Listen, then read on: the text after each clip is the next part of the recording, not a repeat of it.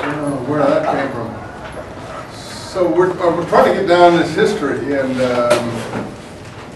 we did the Maccabean uprising and basically the Roman Civil War that was involved to some extent in the various Roman conquests of Palestine. And then, in fact, the rise of the Herodian family, which is very important for the New Testament.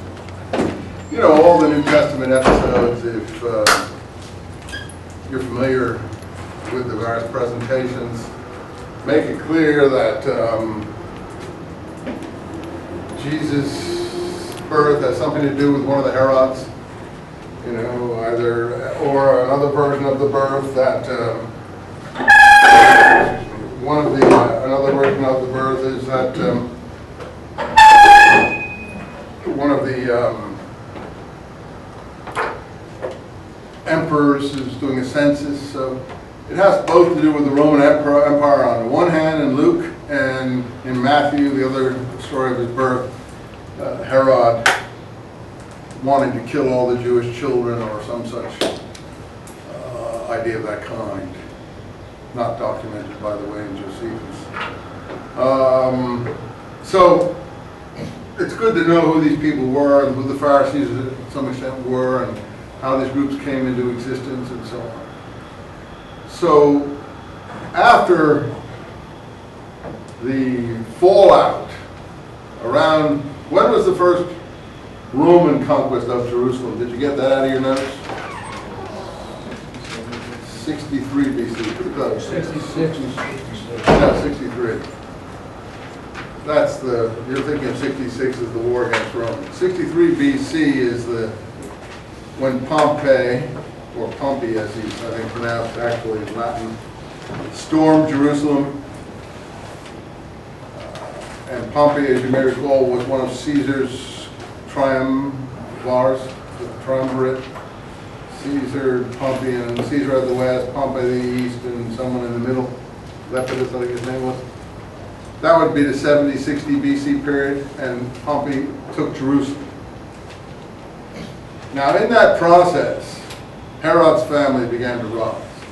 Because the intermediary in the process of bringing the Roman troops into the country, something like Ahmad Shalabi today, helping to bring American troops, if you're familiar with the whole story, into Iraq. Bringing the Roman troops, I think they probably would have come anyway, but Herod's father, whose name I think was Antipater, if I recall. Maybe the wrong, I think that's right. Herod's father was the instrumental sort of intermediary.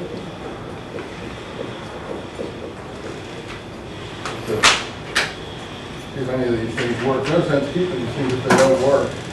Took that in the basket and get a chance. Man, how about that one? That looks good. I don't think anything probably worked, but anyway. Antipater was the man who was the intermediary. Now, Eusebius will give his origins here.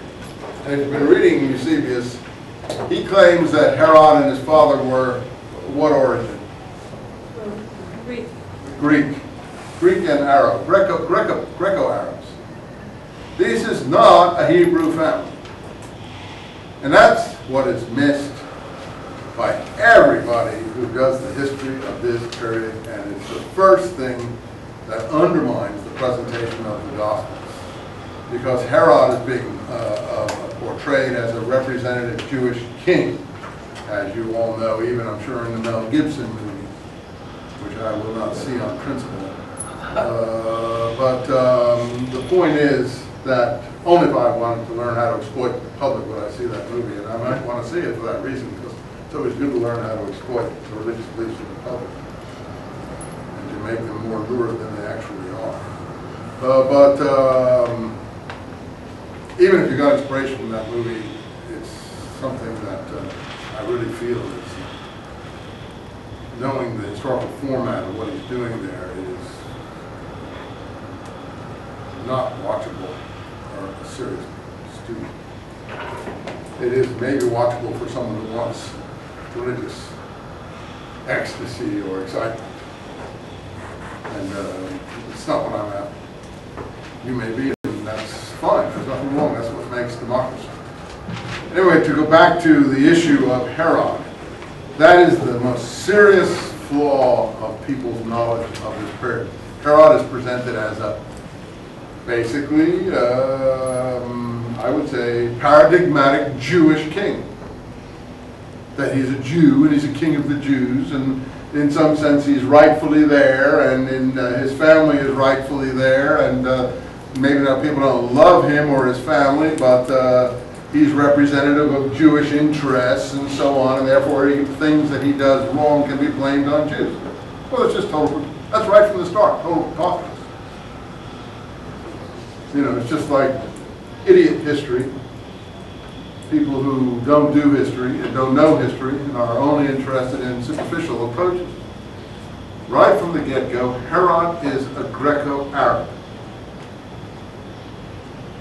His family is Greco-Arab. If they are Judaized at all, and that's open to question,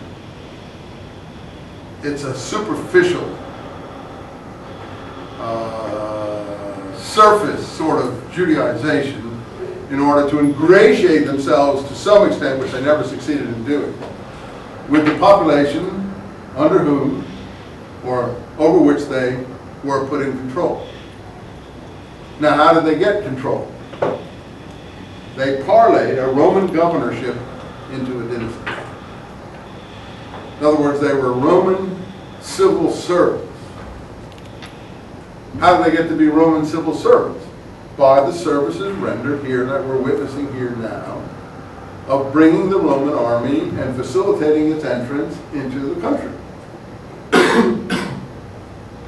Is that clear? I mean, that makes sense to you? So Herod's father, and Josephus makes it clear also. Herod's father, with contacts both on the Greek coast and more inland on the other side of the Jordan River. I think we could draw a map here if this thing works.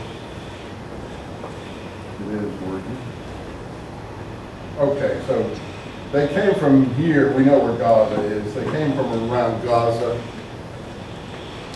Present day, we know what's going on there. It's the center of hassles even today. Jerusalem is up here. So this coastline was pretty Hellenized, Grecified. The main Jewish Hebrew concentration of population were there.